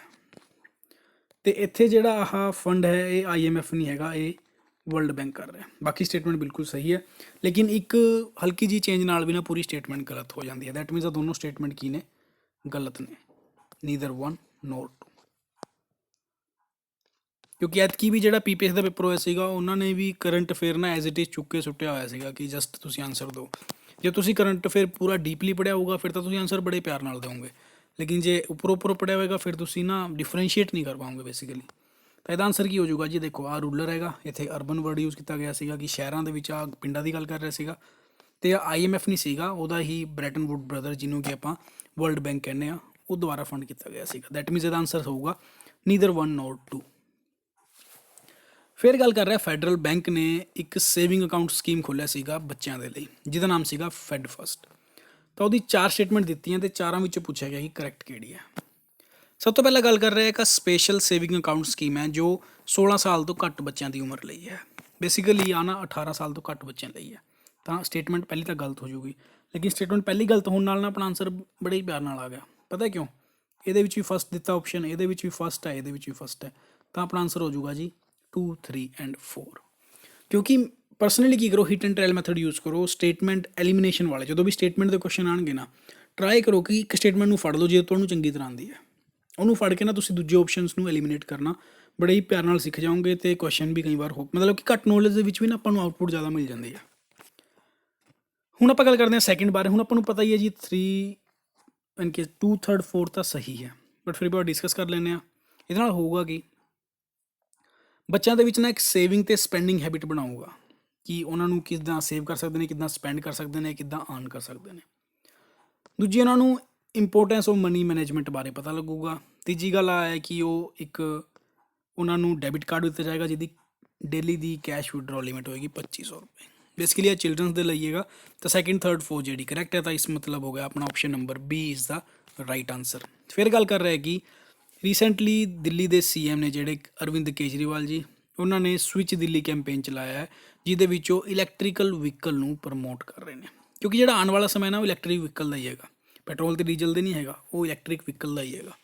ਹੁਣ ਤੁਸੀਂ ਨੋਰਮਲੀ ਬਾਜ਼ਾਰਾਂ ਦੇ ਵਿੱਚ ਦੇਖ ਰਹੇ ਹੋਵੋਗੇ ਕਿ ਹੋਰ ਦਿਨਾਂ ਨਾਲੋਂ ਜੇ ਮੈਂ 2-4 ਸਾਲ ਪਿੱਛੇ ਚਲਾਇਆ ਨਾ, ਉਸ ਟਾਈਮ ਤਾਂ ਇਲੈਕਟ੍ਰਿਕ ਵਹੀਕਲ ਹਲਕੇ ਜਿਹੇ ਵੀ ਯੂਜ਼ ਨਹੀਂ ਹੁੰਦੇ ਸੀਗੇ। ਹੁਣ ਫਿਰ ਵੀ ਤੁਹਾਨੂੰ 10 ਦੇ ਵਿੱਚ ਨਾ 1 ਅੱਧਾ ਜਾਂ 2 ਤਾਂ ਤੁਹਾਨੂੰ ਇਲੈਕਟ੍ਰਿਕ ਵਹੀਕਲ ਦੇਖਣ ਨੂੰ ਮਿਲਦੇ ਹੀ ਨੇ। ਇਹਦੇ ਵਿੱਚ ਫਾਇਦੇ ਵੀ ਨੇ ਕਿ ਆ ਬਿਜਲੀ 'ਤੇ ਚੱਲਦਾ ਹੈ ਜੀ, ਕੋਈ ਪੈਟਰੋਲ ਦੇ ਵਾਸਤੇ ਯੂਜ਼ ਨਹੀਂ ਹੁੰਦਾ, ਤਾਂ ਪੋਕਟ ਫਰੈਂਡਲੀ ਵੀ ਹੈਗਾ। ਦੂਜੀ ਗੱਲ ਆ ਕੋਈ ਸ਼ੋਰ ਵੀ ਨਹੀਂ ਹੁੰਦਾ, ਤਾਂ ਮਤਲਬ ਸ਼ੋਰ ਦਾ ਮਤਲਬ ਕੀ ਹੈ ਕਿ ਇਨਵਾਇਰਮੈਂਟ ਫਰੈਂਡਲੀ ਹੈ, ਕੋਈ ਧੂੰਆਂ ਨਹੀਂ ਹੋਏਗਾ, ਕਿਸੇ ਤਰ੍ਹਾਂ ਦਾ ਪ੍ਰਦੂਸ਼ਣ ਨਹੀਂ ਹੋਏਗਾ, ਅਤੇ ਨੋਇਸ ਪੋਲਿਊਸ਼ਨ ਵੀ ਬਿਲਕੁਲ, ਕਿਉਂਕਿ ਇਹਦੇ ਵਿੱਚ ਨੋਇਸ ਤਾਂ ਹੁੰਦਾ ਹੀ ਨਹੀਂ ਹੈਗਾ, ਕਿਉਂਕਿ ਪਰਸਨਲੀ ਮੈਂ ਵੀ ਇਲੈਕਟ੍ਰਿਕ ਵਹੀਕਲ ਹੀ ਯੂਜ਼ ਕਰਦਾ। ਫਿਰ ਗੱਲ ਕਰ ਰਿਹਾ ਪਹਿਲਾ ਸਟੇਟਮੈਂਟ ਕਿ this campaign will promote electric vehicle, ਜੋ ਕਿ ਬਿਲਕੁਲ ਸਹੀ ਹੈ। ਐਂਡ ਅਪੀਲ ਕੀਤਾ ਲੋਕਾਂ ਨੂੰ ਉਹਨਾਂ ਨੇ ਕਿ ਇਹੋ ਜਿਹੇ ਵਹੀਕਲ ਖਰੀਦੇ ਜਾਣ ਜਿਨ੍ਹਾਂ ਕਰਕੇ ਸਿਟੀ ਦੇ ਵਿੱਚ ਪੋਲਿਊਸ਼ਨ ਘੱਟ ਹੋ ਸਕੇ। ਫਿਰ ਗੱਲ ਕਹਿ ਰਿਹਾ ਕਿ ਆਹ ਕੰਟਰੀਬਿਊਟ ਕਰੂਗਾ ਦਿੱਲੀ ਨੂੰ ਇੱਕ ਪੋਲਿਊਸ਼ਨ ਫਰੀ ਸਿਟੀ ਬਣਾਉਣ ਬਾਰੇ। ਤੀਜੀ ਗੱਲ ਕਰ ਰਿਹਾ ਗੌਰਮੈਂਟ ਨੇ ਕੀ ਕੀਤਾ ਹੈਗਾ, ਟਾਰਗੇਟ ਬਣਾਇਆ ਹੈਗਾ 25% ਇਲੈਕਟ੍ਰਿਕ ਵਹੀਕਲ ਦਾ, ਯਾਨੀ ਕਿ 2024 ਤੱਕ 1/4 ਜਿਹੜੇ ਸੜਕਾਂ 'ਤੇ ਵਹੀਕਲ ਚੱਲਦੇ ਨੇ ਨਾ, 1/4 ਯਾਨੀ ਕਿ 25% ਜਿਹੜੇ ਵਹੀਕਲ ਨੇ ਇਲੈਕਟ੍ਰਿਕ ਹੋ ਜਾਣਗੇ। ਫਿਰ ਗੱਲ ਕਰ ਰਿਹਾ ਕਿ ਗੌਰਮੈਂਟ ਦਿੱਲੀ ਨੇ ਪਲਾਨ ਵੀ ਕੀਤਾ ਹੈਗਾ ਕਿ ਸਬਸਿਡੀ ਵੀ ਦਿੱਤੀ ਜਾਵੇ 2 ਵੀਲਰ ਅਤੇ 4 ਵੀਲਰ ਦੀ ਪਰਚੇਜ਼ ਦੇ ਉੱਪਰ, ਤਾਂ ਕਿ ਇਲੈਕਟ੍ਰੀਕਲ ਵਹੀਕਲ ਨੂੰ ਪ੍ਰਮੋਟ ਕੀਤਾ ਜਾਵੇ। ਦੈਟ ਮੀਨਸ ਆ ਚਾਰੋਂ ਹੀ ਸਟੇਟਮੈਂਟ ਬਿਲਕੁਲ ਸਹੀ ਹੈ, ਤਾਂ ਆਪਾਂ ਕਹਿ ਸਕਦੇ ਹਾਂ 1 2 3 ਐਂਡ 4, ਯਾਨੀ ਕਿ ਕਰੰਟ ਅਫੇਅਰ ਦਾ ਕੁਐਸਚਨ ਸੀਗਾ, ਸਾਰੀਆਂ ਸਟੇਟਮੈਂਟਾਂ ਕਰੈਕਟ ਨੇ। ਹੁਣ ਨੈਕਸਟ ਕੁਐਸਚਨ ਜਿਹੜਾ ਹੈ ਉਹ ਜੋਗ੍ਰਾਫੀ ਬੇਸਡ ਹੈ, ਜੋ ਪੁੱਛ ਰਿਹਾ ਹੈਗਾ ਕਿ ਜਿਹੜੀ ਆਪਣੀ ਬ੍ਰਹਮਪੁੱਤਰਾ ਰਿਵਰ ਹੈ ਉਹਦੀ ਟ੍ਰਿਬਿਊਟਰੀਜ਼ ਕਿਹੜੀਆਂ ਨੇ। ਦੇਖੋ 2 ਟਰਮ ਹੁੰਦੀਆਂ ਨੇ, ਇੱਕ ਹੁੰਦੀ ਹੈ ਟ੍ਰਿਬਿਊਟਰੀ, ਇੱਕ ਹੁੰਦੀ ਹੈ ਡਿਸਟ੍ਰੀਬਿਊਟਰੀ। ਟ੍ਰਿਬਿਊਟਰੀ ਉਹ ਹੁੰਦੀ ਹੈ, ਮੰਨ ਲਓ ਕੋਈ ਆ ਮੇਨ ਨਦੀ ਜਾ ਰਹੀ ਹੈ ਅਤੇ ਕੋਈ ਦੂਜੀ ਨਦੀ ਆ ਕੇ ਇਹਦੇ ਵਿੱਚ ਮਿਲ ਜਾਂਦੀ ਹੈ, ਇਹਨੂੰ ਆਪਾਂ ਕਹਾਂਗੇ ਟ੍ਰਿਬਿਊਟਰੀ, ਯਾਨੀ ਕਿ ਟ੍ਰਿਬਿਊਟ ਕਰ ਰਹੀ ਹੈ, ਉਹਨੂੰ ਐਡ ਕਰ ਰਹੀ ਹੈ। ਜੇਕਰ ਕੋਈ ਇੱਕ ਨਦੀ ਵਹਿ ਰਹੀ ਹੈ ਲੇਕਿਨ ਉਹਦੇ ਵਿੱਚੋਂ ਕੱਟ ਕੇ ਕੋਈ ਦੂਜੀ ਨਦੀ ਨਿਕਲ ਜਾਂਦੀ ਹੈ, ਉਹਨੂੰ ਆਪਾਂ ਡਿਸਟ੍ਰੀਬਿਊਟਰੀ ਕਹਿ ਦਿੰਦੇ ਹਾਂ। ਆਹ ਫਰਕ ਹੈ ਬਸ, ਇਹਦੇ ਵਿੱਚ ਆ ਕੇ ਮਿਲੂਗੀ ਤਾਂ ਟ੍ਰਿਬਿਊਟਰੀ ਕਹਿ ਦਾਂਗੇ, ਜਿਹਦੇ ਵਿੱਚੋਂ ਨਿਕਲਦੀ ਹੋਊਗੀ ਡਿਸਟ੍ਰੀਬਿਊਟਰੀ ਕਹਿ ਦਾਂਗੇ। 3 ਰਿਵਰ ਦੇ ਨਾਂ ਦਿੱਤੇ ਗਏ ਨੇ, ਦਿਬਾਂਗ, ਕੇਮੈਂਗ ਐਂਡ ਲੋਹਿਤ, ਅਤੇ ਪੁੱਛਿਆ ਗਿਆ ਇਹਨਾਂ ਵਿੱਚੋਂ ਟ੍ਰਿਬਿਊਟਰੀ ਕਿਹੜੀ ਹੈ, ਤਾਂ ਜੀ ਇਹ ਤਿੰਨੋਂ ਹੀ ਬ੍ਰਹਮਪੁੱਤਰਾ ਦੀ ਟ੍ਰਿਬਿਊਟਰੀ ਨੇ। ਤਾਂ 1 2 ਐਂਡ 3 ਇਹਦਾ ਸਹੀ ਆਨਸਰ ਹੋ ਜਾਊਗਾ। ਨੈਕਸਟ ਕੁਐਸਚਨ ਪੁੱਛਿਆ ਜੋਗ੍ਰਾਫੀ ਦਾ ਕਿ ਇਹਨਾਂ ਵਿੱਚੋਂ ਕਿਹੜੀ ਕੰਟਰੀ ਹੈ ਜਿਹੜੀ ਟਰਾਂਸਕੋਂਟੀਨੈਂਟਲ ਹੈ, ਅਤੇ ਕਰੈਕਟ ਵੀ ਪੁੱਛਿਆ ਹੈਗਾ। ਟਰਾਂਸਕੋਂਟੀਨੈਂਟਲ ਦਾ ਮਤਲਬ ਹੈ ਕਿ ਉਹ ਕੰਟਰੀਜ਼ ਜਿਹੜੀ ਇੱਕ ਤੋਂ ਜ਼ਿਆਦਾ ਕੋਂਟੀਨੈਂਟ ਦੇ ਵਿੱਚ ਫੈਲੀ ਹੋਈਆਂ ਨੇ, ਯਾਨੀ ਕਿ ਜਿਵੇਂ ਆਪਾਂ ਨੂੰ ਪਤਾ ਹੈ ਕਿ 7 ਕੋਂਟੀਨੈਂਟ ਨੇ, ਜਿਵੇਂ ਏਸ਼ੀਆ, ਅਫਰੀਕਾ, ਯੂਰਪ ਹੋ ਗਿਆ, ਨਾਰਥ ਅਮਰੀਕਾ, ਸਾਊਥ ਅਮਰੀਕਾ, ਇਸ ਤਰ੍ਹਾਂ ਕਹਿ ਰਿਹਾ ਕਿ ਉਹ ਕਿਹੜੀ ਕੰਟਰੀ ਨੇ। ਤਾਂ ਉਹ ਦਿੱਤੇ ਗਏ ਆਪਸ਼ਨਸ ਦੇ ਵਿੱਚ ਨਾ ਜਿਹੜੀ ਜੋਰਜੀਆ ਅਤੇ ਤੁਰਕੀ ਹੈ, ਇਹ ਆਹ 2 ਇਹੋ ਜਿਹੀ ਕੰਟਰੀਜ਼ ਨੇ ਜਿਹੜੀ ਯੂਰੋਪੀਅਨ ਕੰਟੀਨੈਂਟ ਦੇ ਵਿੱਚ ਵੀ ਨੇ ਅਤੇ ਏਸ਼ੀਆ ਕੰਟੀਨੈਂਟ ਦੇ ਵਿੱਚ ਵੀ ਨੇ। ਮੈਂ ਤਾਂ ਹੀ ਕਹਿ ਰਿਹਾ ਕਿ ਜੇਕਰ ਤੁਹਾਡੇ ਕੋਲ ਤੁਸੀਂ ਤਿਆਰੀ ਕਰ ਰਹੇ ਹੋ, ਸੀਰੀਅਸ ਕੈਂਡੀਡੇਟ ਹੋ, ਤਾਂ ਤੁਸੀਂ ਆਪਣੇ ਸਟੱਡੀ ਟੇਬਲ ਜਾਂ ਜਿੱਥੇ ਵੀ ਤੁਸੀਂ ਬਹਿ ਕੇ ਪੜ੍ਹਦੇ ਹੋ, ਉੱਥੇ ਇੱਕ ਇੰਡੀਆ ਦਾ ਮੈਪ ਅਤੇ ਇੱਕ ਵਰਲਡ ਦਾ ਮੈਪ ਤਾਂ ਜ਼ਰੂਰ ਹੀ ਲਾਓਗੇ, ਅਤੇ ਡੇਲੀ ਉਨ ਮੈਪਸ ਨੂੰ ਦੇਖੋਗੇ ਹੀ ਦੇਖੋਗੇ। ਇਹਦੇ ਨਾਲ ਕੀ ਹੋਵੇਗਾ, ਤੁਹਾਡੀ ਥੋੜ੍ਹੀ ਜਿਹੀ ਜੋਗ੍ਰਾਫੀ ਦੇ ਉੱਪਰ ਪਕੜ ਜ਼ਿਆਦਾ ਅੱਛੀ ਹੋਊਗੀ। ਜੇਕਰ ਮੈਂ ਕਿਸੇ ਦੇਸ਼ ਬਾਰੇ ਗੱਲ ਕਰਾਂ ਨਾ, ਤਾਂ ਤੁਹਾਡੇ ਦਿਮਾਗ 'ਚ ਆਉਣਾ ਚਾਹੀਦਾ ਵੀ ਆਹ ਦੇਸ਼ ਦੀ ਜਿਹੜੀ ਗੱਲ ਕਰ ਰਿਹਾ ਮੈਂ, ਕਿਹੜੇ ਕੋਂਟੀਨੈਂਟ ਦੇ ਵਿੱਚ ਪੈਂਦਾ ਹੈ, ਕਿੱਥੇ ਦੀ ਇੰਡੀਆ ਦੇ ਰਿਸਪੈਕਟ ਦੇ ਵਿੱਚ ਕਿੱਥੇ ਲੋਕੇਸ਼ਨ ਪੈਂਦੀ ਹੈ। ਤਾਂ ਇਹਨਾਂ ਚੀਜ਼ਾਂ ਨਾਲ ਨਾ ਥੋੜ੍ਹੀ ਚੀਜ਼ਾਂ ਦੀ ਅੰਡਰਸਟੈਂਡਿੰਗ ਵਧੀਆ ਬਣਦੀ ਹੈ। ਤਾਂ ਜੋਰਜੀਆ ਅਤੇ ਤੁਰਕੀ ਜਿਹੜੀ ਨੇ ਟਰਾਂਸਕੋਂਟੀਨੈਂਟਲ ਕੰਟਰੀਜ਼ ਨੇ, that means option number B ਇਹਦਾ ਸਹੀ ਆਨਸਰ ਹੋ ਜਾਏਗਾ। ਨੈਕਸਟ ਗੱਲ ਕਰ ਰਿਹਾ ਇਹਨਾਂ ਵਿੱਚੋਂ ਕਿਹੜਾ ਟਰੂ ਹੈ ਬੈਸਟਾਈਲ ਸਟੋਰਮਿੰਗ ਬਾਰੇ। ਬੈਸਟਾਈਲ ਸਟੋਰਮਿੰਗ ਬੇਸਿਕਲੀ ਆ ਫਰੈਂਚ ਰੈਵੋਲਿਊਸ਼ਨ 'ਤੇ ਗੱਲ ਕਰਦਾ ਹੈਗਾ। ਫਰੈਂਚ ਰੈਵੋਲਿਊਸ਼ਨ ਦੇ ਮਤਲਬ ਕੀ ਹੈ, ਕਿਉਂਕਿ ਜਿਹੜਾ PPSC ਹੈ ਨਾ, ਉਹਦੇ ਜਿੰਨੇ ਵੀ ਐਗਜ਼ਾਮ ਹੁੰਦੇ ਨੇ ਉਹ ਵਰਲਡ ਹਿਸਟਰੀ ਬਾਰੇ ਦਾ ਕੁਐਸਚਨ ਪੁੱਛਦਾ ਹੀ ਪੁੱਛਦਾ ਹੈਗਾ, ਅਤੇ ਆਹ ਕੁਐਸਚਨ ਮੈਂ ਫਰੈਂਚ ਹਿਸਟਰੀ ਵੱਲੋਂ ਪਾਇਆ ਸੀਗਾ। ਹੁਣ ਬੇਸਿਕਲੀ ਬੈਸਟਾਈਲ ਸਟੋਰਮਿੰਗ ਹੈਗਾ ਕੀ ਸੀ, ਜਿਹੜਾ ਉੱਥੇ ਦਾ ਡੈਸਪੋਟਿਕ ਰਾਜਾ ਸੀਗਾ, ਉਹਦੇ ਕੋਲ ਇੰਨੀ ਪਾਵਰ ਸੀਗੀ ਕਿ ਜਨਤਾ ਤਾਂ ਉਦੋਂ ਪਰੇਸ਼ਾਨ ਹੈਗੀ ਸੀ, ਕਿਉਂਕਿ ਜਿਹੜੇ ਉੱਥੇ ਦੀ ਨੋਬੈਲਿਟੀ ਸੀਗੀ ਅਤੇ ਕਲਰਜੀ ਸੀਗੇ, ਯਾਨੀ ਕਿ ਹਾਈ ਲੈਵਲ ਦੇ ਲੋਕ ਸੀਗੇ, ਕਿਉਂਕਿ ਉਸ ਟਾਈਮ ਨਾ ਉਹਨਾਂ ਦਾ ਜਿਹੜਾ ਸਮਾਜ ਸੀਗਾ ਉਹ 3 ਪਾਰਟ ਦੇ ਵਿੱਚ ਡਿਵਾਈਡ ਸੀਗਾ, ਅਤੇ ਜਿਹੜਾ ਥਰਡ ਵਾਲਾ ਪਾਰਟ ਸੀਗਾ, ਥਰਡ ਸੈਕਸ਼ਨ ਸੀਗਾ ਸੋਸਾਇਟੀ ਦਾ, ਉਹੀ ਹਰ ਤਰ੍ਹਾਂ ਦੇ ਟੈਕਸ ਜਿਹੜਾ ਦਿੰਦਾ ਸੀਗਾ। ਤਾਂ ਥਰਡ ਸੋਸਾਇਟੀ ਦੀ ਸੰਖਿਆ ਵੀ ਜ਼ਿਆਦਾ ਸੀਗੀ ਐਜ਼ ਕੰਪੇਅਰ ਟੂ ਫਸਟ ਅਤੇ ਸੈਕਿੰਡ ਸੈਕਸ਼ਨ, ਬਟ ਸਟਿਲ ਆਹ ਜਿਹੜਾ ਸੀਗਾ ਜ਼ਿਆਦਾ ਸਹਿ ਰਿਹਾ ਸੀਗਾ, ਅਤੇ ਬਾਅਦ ਦੇ ਵਿੱਚ ਰਿਵੋਲਟ ਵੀ ਹੋਇਆ। ਮੈਂ ਪਹਿਲਾਂ ਵੀ ਬੱਚਿਆਂ ਨੇ ਪੁੱਛਿਆ ਸੀਗਾ, ਜੇ ਤੁਸੀਂ ਚਾਹੁੰਦੇ ਹੋ ਮੈਂ ਫਰੈਂਚ ਰੈਵੋਲਿਊਸ਼ਨ ਦੇ ਉੱਪਰ ਵੀ ਵੀਡੀਓਜ਼ ਬਣਾ ਸਕਦਾ, ਲੇਕਿਨ ਮੈਨੂੰ ਇੱਕ ਕਾਫੀ ਅੱਛਾ ਨੰਬਰ ਚਾਹੀਦਾ ਬੱਚਿਆਂ ਦਾ ਜਿਹੜੇ ਇਸ ਗੱਲ ਨੂੰ ਹਾਂ ਕਹਿਣ, ਤਾਂ ਕਮੈਂਟ ਸੈਕਸ਼ਨ ਦੇ ਵਿੱਚ ਤੁਸੀਂ ਲਿਖ ਸਕਦੇ ਹੋ। ਹੁਣ ਪੁੱਛ ਰਿਹਾ ਹੈਗਾ ਕਿ ਕੀ ਸੀਗਾ ਆਹ ਇੱਕ ਫਰਾਂਸ ਦੇ ਵਿੱਚ ਨਾ ਇੱਕ ਫੋਰਟਰੈਸ ਪ੍ਰਿਜ਼ਨ ਸੀਗਾ, ਯਾਨੀ ਕਿ ਇੱਕ ਕਿਲ੍ਹਾ ਸੀਗਾ ਜੋ ਐਜ਼ ਏ ਪ੍ਰਿਜ਼ਨ ਯੂਜ਼ ਕੀਤਾ, ਜੇਲ੍ਹ ਬਣਾਇਆ ਹੋਇਆ ਸੀਗਾ। ਤਾਂ ਸਟੇਟਮੈਂਟ ਬਿਲਕੁਲ ਸਹੀ ਹੈ ਜੀ, ਕਿ ਜਿਹੜਾ ਇੱਕ ਫੋਰਟਰੈਸ ਸੀਗਾ, ਯਾਨੀ ਕਿ ਕਿਲ੍ਹਾ ਸੀਗਾ ਜਿਹਨੂੰ ਜੇਲ੍ਹ ਦੇ ਰੂਪ ਵਿੱਚ ਕਨਵਰਟ ਕੀਤਾ ਗਿਆ ਸੀਗਾ, ਅਤੇ ਇਹ ਸਿੰਬਲਾਈਜ਼ ਕਰਦਾ ਸੀਗਾ ਡੈਸਪੋਟਿਕ ਪਾਵਰ ਆਫ ਫਰੈਂਚ ਕਿੰਗ, ਯਾਨੀ ਕਿ ਜਿਹੜਾ ਫਰੈਂਚ ਦਾ ਰਾਜਾ ਸੀਗਾ ਉਹਦੀ ਡੈਸਪੋਟਿਕ, ਯਾਨੀ ਕਿ ਇੱਕ ਤਰ੍ਹਾਂ ਦੀ ਤਾਨਾਸ਼ਾਹੀ ਪਾਵਰਸ ਨੂੰ ਜਿਹੜਾ ਇੱਕ ਤਰ੍ਹਾਂ ਦਾ ਉਹ ਸਿੰਬਲਾਈਜ਼ ਸੀਗਾ, ਯਾਨੀ ਕਿ ਜਿਹਨੂੰ ਵੀ ਚੱਕਦਾ ਸੀਗਾ ਉਹ ਜੇਲ੍ਹ ਦੇ ਵਿੱਚ ਪਾ ਸਕਦਾ। ਤੀਜਾ ਕਹਿ ਰਿਹਾ ਜਿਹੜੇ ਫ੍ਰੈਂਚ ਕਾਮਨ ਮੈਨ ਸੀਗੇ ਉਹ ਬੈਸਟਾਈਲ ਨੂੰ ਹੇਟ ਕਰਦੇ ਸੀਗੇ। ਆ ਵੀ ਬਿਲਕੁਲ ਸਹੀ ਗੱਲ ਹੈ ਜੀ, ਉਹ ਕਾਫੀ ਜ਼ਿਆਦਾ ਇਸ ਚੀਜ਼ ਤੋਂ ਪਰੇਸ਼ਾਨ ਸੀਗੇ ਕਿਉਂਕਿ ਬੈਸਟਾਈਲ ਦੇ ਵਿੱਚ ਜਾ ਕੇ ਨਾ ਤਰ੍ਹਾਂ ਤਰ੍ਹਾਂ ਦੀ ਯਾਤਨਾਵਾਂ ਵੀ ਦਿੱਤੀਆਂ ਜਾਂਦੀਆਂ ਸੀਗੀਆਂ ਇੱਕ ਕੈਦੀ ਨੂੰ। ਤਾਂ ਇਹ ਤਿੰਨੋਂ ਹੀ ਸਟੇਟਮੈਂਟ ਸਹੀ ਹੈ, ਤਾਂ ਮੈਂ ਇਸ ਹਿਸਾਬ ਨਾਲ ਕਹਿ ਸਕਦਾ ਕਿ all of these are correct about Bastille storming. ਅਤੇ ਫ੍ਰੈਂਚ ਰੈਵੋਲਿਊਸ਼ਨ ਬਾਰੇ ਮੈਂ ਫਿਰ ਕਹਿਣਾ, ਜੇ ਤੁਸੀਂ ਚਾਹੁੰਦੇ ਹੋ ਮੈਂ ਬਣਾ ਦਾਂਗਾ, ਲੇਕਿਨ ਮੈਨੂੰ ਕਮੈਂਟ ਸੈਕਸ਼ਨ ਦੇ ਵਿੱਚ ਰਿਸਪੌਂਸ ਵਧੀਆ ਚਾਹੀਦਾ। ਨੈਕਸਟ ਗੱਲ ਕਰ ਰਿਹਾ arrange the planets given below in order to increase distance from sun. ਯਾਨੀ ਕਿ ਮੰਨ ਲਓ ਆ ਸੂਰਜ ਹੈਗਾ ਆਪਣਾ, ਤਾਂ ਜਿਹੜੇ 4 ਆਪਸ਼ਨ ਦਿੱਤੇ ਗਏ ਨੇ ਆਪਾਂ ਸੂਰਜ ਦੇ ਹਿਸਾਬ ਨਾਲ ਨਾ ਕਿਹੜਾ ਪਹਿਲਾਂ ਆਉਂਦਾ ਕਿਹੜਾ ਬਾਅਦ ਦੇ ਵਿੱਚ ਆਉਂਦਾ ਹੈਗਾ ਉਸ ਹਿਸਾਬ ਨਾਲ ਅਰੇਂਜ ਕਰਨਾ। ਆਪਾਂ ਨਾ ਇਮੇਜ ਲੈ ਲੈਂਦੇ ਹਾਂ। ਆਹ ਆਪਾਂ ਨੂੰ ਸਭ ਤੋਂ ਪਤਾ ਹੈ ਕਿ ਸਭ ਤੋਂ ਪਹਿਲਾਂ ਜਿਹੜਾ ਮਰਕਰੀ ਆਉਂਦਾ ਹੈਗਾ ਸੰਤ, ਕੀ ਆਪਸ਼ਨ ਦੇ ਵਿੱਚ ਮਰਕਰੀ ਹੈ ਤਾਂ ਨਹੀਂ ਡਿਸਕਸ ਕਰਾਂਗੇ ਆਪਾਂ। ਕੀ ਵੀਨਸ ਹੈਗਾ, ਨਹੀਂ ਹੈਗਾ। ਅਰਥ ਹੈਗਾ, ਅਰਥ ਹੈਗਾ, ਦੈਟ ਮੀਨਸ ਸਭ ਤੋਂ ਪਹਿਲਾਂ 2 ਆਊਗਾ। ਫਿਰ ਆਊਗਾ ਜੀ ਮਾਸ, ਮਾਸ ਵਿੱਚ ਨਹੀਂ ਹੈਗਾ, ਫਿਰ ਜੁਪੀਟਰ ਹੈਗਾ, ਯਾਨੀ ਕਿ ਫਿਰ 3 ਆਊਗਾ, ਠੀਕ ਹੈ। ਫਿਰ ਹੈ ਸੈਟਰਨ, ਸੈਟਰਨ ਨਹੀਂ ਹੈਗਾ। ਫਿਰ ਹੈਗਾ ਯੂਰੇਨਸ, ਯੂਰੇਨਸ ਹੈਗਾ ਜੀ, ਦੈਟ ਮੀਨਸ ਫਿਰ 4 ਆਊਗਾ।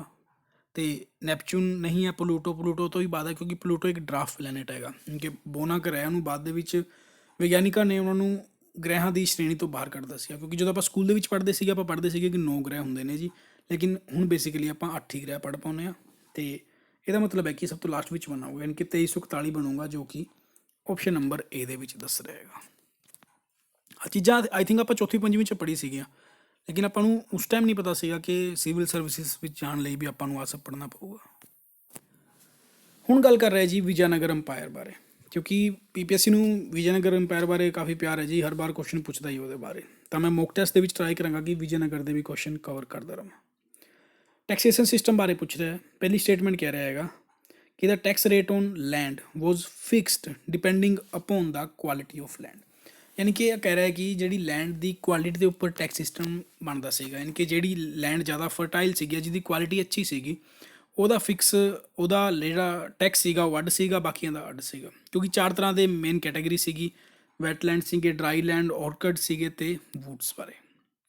ਸੈਕਿੰਡ ਗੱਲ ਕਰ ਰਿਹਾ ਕਿ private owner of A workshop land paid and industry tax. ਆ ਵੀ ਗੱਲ ਬਿਲਕੁਲ ਸਹੀ ਹੈ, ਜਿਹੜੇ ਪ੍ਰਾਈਵੇਟ ਓਨਰ ਸੀਗੇ ਉਹ ਇੰਡਸਟਰੀ ਟੈਕਸ ਪੇ ਕਰਦੇ ਸੀਗੇ। ਦੈਟ ਮੀਨਸ ਦੋਨੋਂ ਹੀ ਸਟੇਟਮੈਂਟ ਇਹਦੀ ਸਹੀ ਹੋ ਗਿਆ ਅਤੇ ਕਰੈਕਟ ਹੀ ਪੁੱਛਿਆ ਗਿਆ ਸੀਗਾ। ਨੈਕਸਟ ਗੱਲ ਕਰਦੇ ਹਾਂ ਆਪਾਂ ਪੰਜਾਬ ਹਿਸਟਰੀ ਬਾਰੇ, ਜਿਹੜਾ ਕਹਿ ਰਿਹਾ ਹੈਗਾ ਜਿਹੜੇ ਟਰੀਟੀ ਆਫ ਅੰਮ੍ਰਿਤਸਰ ਹੈ ਉਹ ਸਾਈਨ ਹੋਈ ਸੀਗੀ ਮਹਾਰਾਜਾ ਰਣਜੀਤ ਸਿੰਘ ਐਂਡ ਬ੍ਰਿਟਿਸ਼ ਦੇ ਨਾਲ 1809 ਦੇ ਵਿੱਚ। ਆਹ ਸਟੇਟਮੈਂਟ ਬਿਲਕੁਲ ਸਹੀ ਹੈ, ਕੋਈ ਜ਼ਿਆਦਾ ਔਖੀ ਸਟੇਟਮੈਂਟ ਨਹੀਂ ਹੈਗੀ।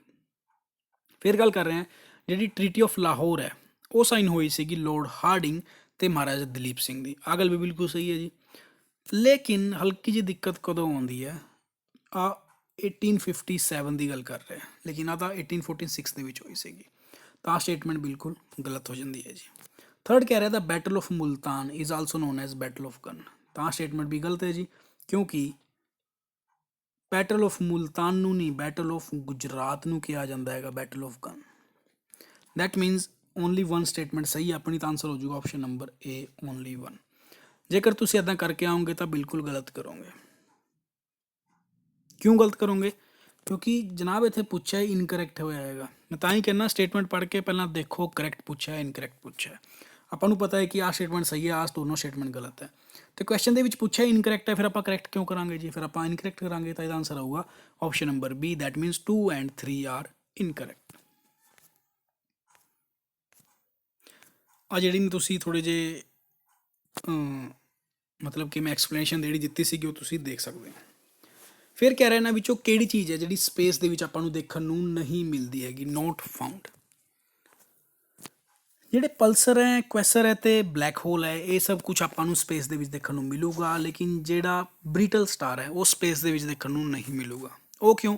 ਬਿਕੋਜ਼ ਇਹ ਕੋਈ ਇੱਕ ਤਰ੍ਹਾਂ ਦਾ ਤਾਰਾ ਜਾਂ ਕੋਈ ਪਲੈਨਟ ਨਹੀਂ ਹੈਗਾ, ਬੇਸਿਕਲੀ ਇੱਕ ਫਿਸ਼ ਹੈਗੀ ਹੈ। ਆਹ ਦੇਖੋ, ਇਹਨੂੰ ਕਹਿੰਦੇ ਨੇ ਬ੍ਰਿਟਲ ਸਟਾਰ। ਦੇਖਣ ਮਤਲਬ ਕਿ ਇਹਦਾ ਨਾਂ ਇੱਦਾਂ ਦਾ ਹੈ ਕਿ ਆਪਾਂ ਕਨਫਿਊਜ਼ ਹੋ ਸਕਦੇ ਹਾਂ ਕਿ ਆਪਾਂ ਨੂੰ ਸਪੇਸ ਦੇ ਵਿੱਚ ਦੇਖਣ ਨੂੰ ਮਿਲ ਸਕਦਾ ਹੈਗਾ।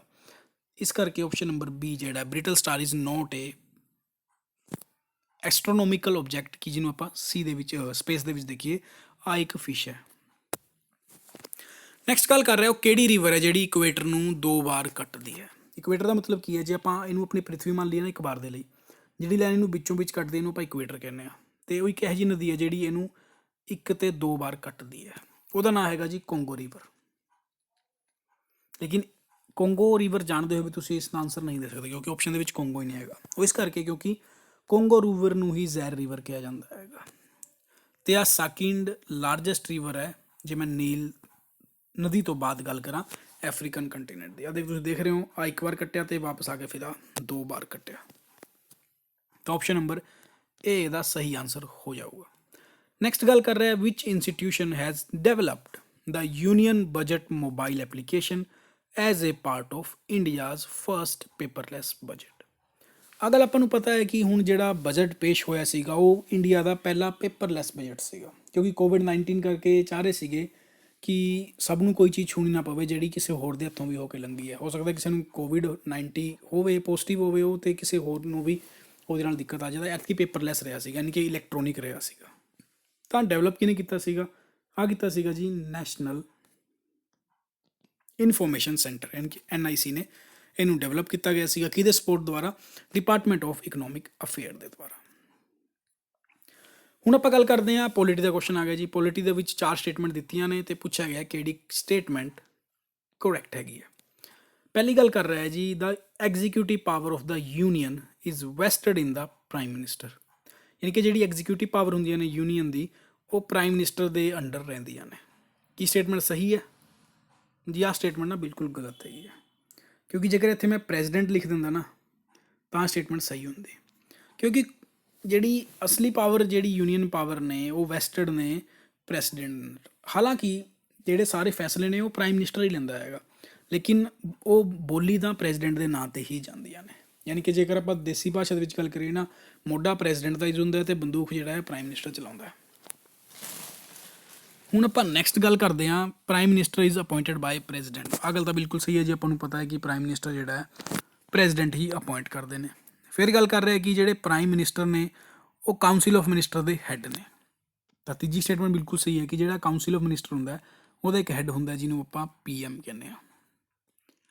ਫਿਰ ਗੱਲ ਕਰ ਰਿਹਾ the prime minister at the time of his appointment needs not to be a member of either house of the parliament. ਆਹ ਸਟੇਟਮੈਂਟ ਥੋੜ੍ਹੀ ਜਿਹੀ ਨਾ ਟੈਕਨੀਕਲ ਹੈ, ਮੈਂ ਈਜ਼ੀ ਲੈਂਗੁਏਜ ਵਿੱਚ ਦੱਸਣ ਤੁਹਾਨੂੰ ਕੋਸ਼ਿਸ਼ ਕਰਦਾ। ਆਪਾਂ ਨੂੰ ਪਤਾ ਹੈ ਕਿ ਆਪਣੇ 2 ਹਾਊਸਿਸ ਨੇ, ਲੋਕ ਸਭਾ ਅਤੇ ਰਾਜ ਸਭਾ। ਨੋਰਮਲੀ ਕੀ ਹੁੰਦਾ ਹੈਗਾ, ਜਿਹੜੇ ਆਪਣਾ ਪ੍ਰਾਈਮ ਮਿਨਿਸਟਰ ਹੁੰਦਾ ਹੈਗਾ ਜਾਂ ਤਾਂ ਉਹ ਲੋਕ ਸਭਾ ਦਾ ਮੈਂਬਰ ਹੋਊਗਾ ਜਾਂ ਰਾਜ ਸਭਾ ਦਾ ਮੈਂਬਰ ਹੋਊਗਾ, ਲੇਕਿਨ ਜੇਕਰ ਉਹ ਇਹਨਾਂ ਦੋਨਾਂ ਦਾ ਮੈਂਬਰ ਨਾ ਹੋਵੇ ਤਾਂ ਵੀ ਉਹ ਪ੍ਰਾਈਮ ਮਿਨਿਸਟਰ ਬਣ ਸਕਦਾ ਹੈਗਾ। ਮੰਨ ਲਓ ਮੈਂ ਮੇਰੀ ਗੱਲ ਕਰਦਾ, ਇਸ ਟਾਈਮ BJP ਮੈਜੋਰਿਟੀ ਦੇ ਵਿੱਚ ਹੈ, ਤਾਂ BJP ਚਾਹੇ ਤਾਂ ਮੈਨੂੰ ਵੀ ਪ੍ਰਾਈਮ ਮਿਨਿਸਟਰ ਬਣਾ ਸਕਦੀ ਹੈ। ਸਹੀ ਸੁਣ ਰਹੇ ਹੋ ਤੁਸੀਂ, ਮੈਨੂੰ ਪ੍ਰਾਈਮ ਮਿਨਿਸਟਰ ਬਣਾ ਸਕਦੀ ਹੈ, ਲੇਕਿਨ ਮੈਨੂੰ 6 ਮਹੀਨਿਆਂ ਦੇ ਅੰਦਰ ਅੰਦਰ ਨਾ ਜਾਂ ਤਾਂ ਲੋਕ ਸਭਾ ਜਾਂ ਫਿਰ ਰਾਜ ਸਭਾ ਦੀ ਨਾ ਮੈਂਬਰਸ਼ਿਪ ਲੈਣੀ ਪਊਗੀ, ਅਦਰਵਾਈਜ਼ ਮੈਨੂੰ ਇਸਤੀਫਾ ਦੇਣਾ ਪਊਗਾ। ਤਾਂ ਇਸ ਚੀਜ਼ ਨਾਲ ਮੈਂ ਕਹਿ ਸਕਦਾ ਕਿ ਜਿਹੜਾ ਪ੍ਰਾਈਮ ਮਿਨਿਸਟਰ ਹੈ, ਜਦੋਂ ਪ੍ਰਾਈਮ ਮਿਨਿਸਟਰ ਦੀ ਅਪੋਇੰਟਮੈਂਟ ਮਿਲਦੀ ਆ ਉਹਨੂੰ needs not to be a member, ਯਾਨੀ ਕਿ ਉਹਨੂੰ ਕਿਸੇ ਹਾਊਸ ਦਾ ਮੈਂਬਰ ਹੋਣ ਦੀ ਲੋੜ ਨਹੀਂ ਹੈਗੀ। ਹਾਂ, ਉਹਦੀ ਪਾਰਟੀ ਜਿਹੜੀ ਮੈਜੋਰਿਟੀ ਦੇ ਵਿੱਚ ਹੋਣੀ ਚਾਹੀਦੀ ਹੈ। ਹੁਣ ਜਿਵੇਂ ਕਾਂਗਰਸ ਹੈ ਉਹ ਪ੍ਰਾਈਮ ਮਿਨਿਸਟਰ ਹੀ ਬਣਾ ਸਕਦੀ, ਕਿਉਂਕਿ ਉਹਦੇ ਕੋਲ ਮੈਜੋਰਿਟੀ ਨਹੀਂ ਹੈਗੀ। ਮੈਜੋਰਿਟੀ ਦਾ ਮਤਲਬ ਕੀ ਹੈ, ਜਿਹੜੀ ਲੋਕ ਸਭਾ ਦੇ ਵਿੱਚ ਨੰਬਰ ਆਫ ਸੀਟਸ ਨੇ ਉਹ BJP ਕੋਲ ਜ਼ਿਆਦਾ ਨੇ। ਤਾਂ ਇਸ ਹਿਸਾਬ ਨਾਲ ਮੈਂ ਕਹਿ ਸਕਦਾ ਕਿ ਦੂਜੀ, ਤੀਜੀ ਅਤੇ ਚੌਥੀ ਸਟੇਟਮੈਂਟ ਬਿਲਕੁਲ ਸਹੀ ਹੈ। ਕੀ ਇਹਦੇ ਵਿੱਚ ਕੋਈ ਹੋਰ ਆਪਸ਼ਨ ਹੈਗਾ ਜੀ ਜਿਹਦੇ ਵਿੱਚ 2, 3, 4 ਆ ਰਿਹਾ? ਆਪਸ਼ਨ ਨੰਬਰ C ਆ ਇਹਦਾ ਕਰੈਕਟ ਆਨਸਰ ਹੋ ਜਾਊਗਾ। ਹੁਣ ਆਪਾਂ ਅਗਲਾ ਕੁਐਸਚਨ ਵੀ ਪੋਲਿਟੀ ਦਾ ਹੈ ਕਿ ਜਿਹੜਾ ਆਪਣਾ ਪ੍ਰੈਂਬਲ ਹੈ ਉਹਦੇ ਵਿੱਚ ਕਰੈਕਟ ਸੀਕੁਐਂਸ ਕਿਹੜਾ ਹੈਗਾ ਇਹਨਾਂ 4 ਵਰਡ ਦਾ? ਸੋਸ਼ਲਿਸਟ, ਡੈਮੋਕ੍ਰੈਟਿਕ, ਸੋਵਰਨ ਅਤੇ ਸੈਕੂਲਰ। ਤਾਂ ਇਹਦਾ ਸਹੀ ਪੈਟਰਨ ਹੈ ਜੀ, ਜੇ ਆਪਾਂ ਪ੍ਰੈਂਬਲ ਨੂੰ ਚੱਕੀਏ ਤਾਂ ਸਭ ਤੋਂ ਪਹਿਲਾਂ ਸੋਵਰਨ ਆਉਂਦਾ, ਫਿਰ ਸੋਸ਼ਲਿਸਟ, ਫਿਰ ਸੈਕੂਲਰ, ਫਿਰ ਡੈਮੋਕ੍ਰੈਟਿਕ, ਫਿਰ ਰਿਪਬਲਿਕ। ਦੈਟ ਮੀਨਸ ਪਹਿਲਾਂ ਆਪਾਂ ਸੋਵਰਨ ਚੱਕਾਂਗੇ, ਯਾਨੀ ਕਿ ਪਹਿਲਾਂ ਆਊਗਾ C, ਫਿਰ ਆਊਗਾ ਸੋਸ਼ਲਿਸਟ, ਸੋਸ਼ਲਿਸਟ ਹੈਗਾ ਬਿਲਕੁਲ A, ਫਿਰ ਆਊਗਾ ਜੀ ਸੈਕੂਲਰ ਹੈਗਾ ਜੀ ਬਿਲਕੁਲ D, ਫਿਰ ਆਊਗਾ ਜੀ ਡੈਮੋਕ੍ਰੈਟਿਕ ਯਾਨੀ ਕਿ B, ਯਾਨੀ ਕਿ CADB, CADB। Option number A ਇਸ ਦਾ ਸਹੀ ਆਨਸਰ ਹੋ ਜਾਊਗਾ। ਨੈਕਸਟ ਗੱਲ ਕਰ ਰਿਹਾ ਸਾਊਥ ਸੁਡਾਨ ਬਾਰੇ। ਪੁੱਛ ਰਿਹਾ ਹੈਗਾ ਇਹਨਾਂ 4 ਸਟੇਟਮੈਂਟ ਦੇ ਵਿੱਚ ਕਿਹੜੀ ਸਟੇਟਮੈਂਟ ਟਰੂ ਹੈਗੀ ਹੈ। ਤਾਂ ਆਪਾਂ ਇੱਕ ਕਰਕੇ ਡਿਸਕਸ ਕਰਦੇ ਹਾਂ। ਪਹਿਲਾਂ ਗੱਲ ਕਰ ਰਿਹਾ ਕਿ ਜਿਹੜਾ ਸਾਊਥ ਸੁਡਾਨ ਹੈ ਨਾ ਉਹ ਇੱਕ ਲੈਂਡ ਲੋਕਡ ਕੰਟਰੀ ਹੈ। ਲੈਂਡ ਲੋਕ ਕੰਟਰੀ ਉਹ ਕੰਟਰੀਜ਼ ਹੁੰਦੀਆਂ ਨੇ ਜੋ ਚਾਰੋਂ ਤਰਫ ਤੋਂ ਨਾ ਧਰਤੀ ਨਾਲ ਘਿਰੀ ਹੋਈਆਂ ਨੇ, ਕਿਸੇ ਨਾਲ ਪਾਣੀ ਨਹੀਂ ਲੱਗਦਾ। ਜਿਵੇਂ ਮੈਂ ਇੰਡੀਆ ਦੀ ਗੱਲ ਕਰਾਂ ਕਿ ਇੰਡੀਆ ਇੱਕ ਲੈਂਡ ਲੋਕ ਕੰਟਰੀ ਹੈ ਜੀ, ਨਹੀਂ ਬਿਲਕੁਲ ਵੀ ਨਹੀਂ ਹੈਗਾ। ਕਿਉਂਕਿ ਜਿਵੇਂ ਇੰਡੀਆ ਦਾ ਇੱਕ ਰਫ ਜੀ ਮੈਪ ਬਣਾਵਾ ਨਾ, ਇੱਥੇ ਜਿਹੜਾ ਅਰਬਿਕ ਸੀ, ਇੱਥੇ ਬੰਗਾਲ ਦੀ ਖਾੜੀ ਹੈ, ਤਾਂ ਪਾਣੀ ਨਾਲ ਤਾਂ ਲੱਗਿਆ ਹੀ ਹੋਇਆ ਜੀ। ਇਹ ਗੱਲ ਨਾ ਆਪਾਂ ਮੈਪ ਨਾਲ ਜ਼ਿਆਦਾ ਦੇਖ ਪਾਵਾਂਗੇ। ਆਹ ਸਾਊਥ ਸੁਡਾਨ ਦਾ ਮੈਪ ਹੈਗਾ, ਤੁਸੀਂ ਦੇਖ ਰਹੇ ਹੋ ਇੱਥੇ ਸੁਡਾਨ ਹੈਗਾ, ਇੱਥੇ ਕੈਡ ਹੈਗਾ, ਇੱਥੇ ਅਫਰੀਕਨ ਰਿਪਬਲਿਕ ਹੈਗਾ, ਇੱਥੇ ਕੋਂਗੋ ਆ ਗਿਆ, ਯੂਗਾਂਡਾ ਆ ਗਿਆ, ਕੇਨੀਆ ਆ ਗਿਆ, ਇਥੀਓਪੀਆ ਆ ਗਿਆ, ਯਾਨੀ ਕਿ ਇਹ ਚਾਰੋਂ ਤਰਫ ਤੋਂ ਨਾ ਕਿਸੇ ਦੇਸ਼ ਨਾਲ ਘਿਰਿਆ ਹੋਇਆ ਹੈਗਾ, ਕਿਸੇ ਵੀ ਤਰ੍ਹਾਂ ਤੋਂ ਸਮੁੰਦਰ ਨਾਲ ਨਹੀਂ ਲੱਗਦਾ ਹੈਗਾ, ਤਾਂ ਮੈਂ ਆਹ ਗੱਲ ਕਹਿ ਸਕਦਾ ਕਿ ਇਹ ਲੈਂਡ ਲੋਕ ਕੰਟਰੀ ਹੈ। ਤੇ ਹੁਣ ਆਪਾਂ ਫਸਟ ਆਪਸ਼ਨ ਜੇ ਆਪਣਾ ਸਹੀ ਹੈ ਨਾ, ਤਾਂ ਆਪਾਂ ਇਹ ਕੰਮ ਕਰਾਂਗੇ ਆਪਸ਼ਨ ਨੰਬਰ ਜਿਹਦੇ ਵਿੱਚ 1 ਨਹੀਂ ਹੈਗਾ ਉਹਨੂੰ ਹਟਾ ਦੇਵਾਂਗੇ। ਹੁਣ ਗੱਲ ਕਰ ਰਿਹਾ ਹੈਗਾ ਕਿ ਕੈਪੀਟਲ ਜਿਹੜੀ ਇਹਦੀ ਅਕੋਬਾ ਹੈ, ਲੇਕਿਨ ਆਹ ਗਲਤ ਗੱਲ ਹੈ, ਕੈਪੀਟਲ ਜਿਹੜੀ ਹੈ ਇਹਦੀ ਜ਼ਿਊਬਾ ਹੈ। ਤਾਂ ਦੂਜੀ ਸਟੇਟਮੈਂਟ ਗਲਤ ਹੋ ਗਈ, ਦੈਟ ਮੀਨਸ ਆਪਸ਼ਨ ਨੰਬਰ ਸੀ ਆਪਣਾ ਰਾਈਟ ਹੈ, ਕਿਉਂਕਿ ਜਿਹੜੀ ਇਹਦੀ ਮੇਨ ਰਿਵਰ ਹੈ ਉਹ ਨਾ ਵਾਈਟ ਨੀਲ ਨਦੀ ਹੈ, ਜਿਹੜੀ ਕਿ ਬਿਲਕੁਲ ਸਹੀ ਗੱਲ ਹੈ। ਤੇ ਜਿਹੜਾ ਮੇਨ ਰਿਲੀਜਨ ਹੈ ਇਸਦਾ ਉਹ ਇਸਲਾਮਿਕ ਨਹੀਂ ਹੈ ਜੀ, ਕ੍ਰਿਸਚੀਅਨਿਟੀ ਹੈ। ਤਾਂ ਇਸ ਹਿਸਾਬ ਨਾਲ ਮੈਂ ਆਪਸ਼ਨ ਨੰਬਰ ਸੀ 1 ਐਂਡ 3 ਨੂੰ ਕਰੈਕਟ ਦੱਸਾਂਗਾ। ਤੇ ਅੱਜ ਦਾ ਲਾਸਟ ਕੁਐਸਚਨ ਡਿਸਕਸ ਕਰਦੇ ਹਾਂ। ਬੇਸਿਕਲੀ ਵੀਡੀਓ ਅੱਧੇ ਪੌਣੇ ਘੰਟੇ ਦੀ ਚਲੀ ਗਈ ਹੈ ਜੀ, ਆਹ ਕਾਫੀ ਜ਼ਿਆਦਾ ਲੰਬਾ ਚਲਾ ਗਿਆ। ਜੇ ਤੁਸੀਂ ਮੌਕ ਟੈਸਟ ਦਾ ਬੈਨੀਫਿਟ ਲੈਣਾ, ਮੈਂ ਪਹਿਲਾਂ ਹੀ ਦੱਸ ਚੁੱਕਿਆ, 59 ਰੁਪੀਜ਼ ਪੇ ਕਰਕੇ ਤੁਸੀਂ ਇਹ ਲੈ ਸਕਦੇ ਹੋ।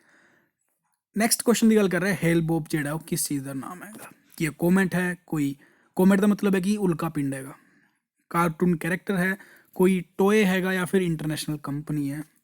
ਬੇਸਿਕਲੀ ਹੋਇਆ ਕੀ ਸੀਗਾ, ਆਣਾ ਇੱਕ ਕੋਮੈਟ ਹੈ ਜਿਹਨੂੰ ਕਿ 95 ਦੇ ਵਿੱਚ ਡਿਸਕਵਰ ਕੀਤਾ ਗਿਆ ਸੀਗਾ ਜੁਪੀਟਰ ਦੇ ਔਰਬਿਟ ਦੇ ਕੋਲ।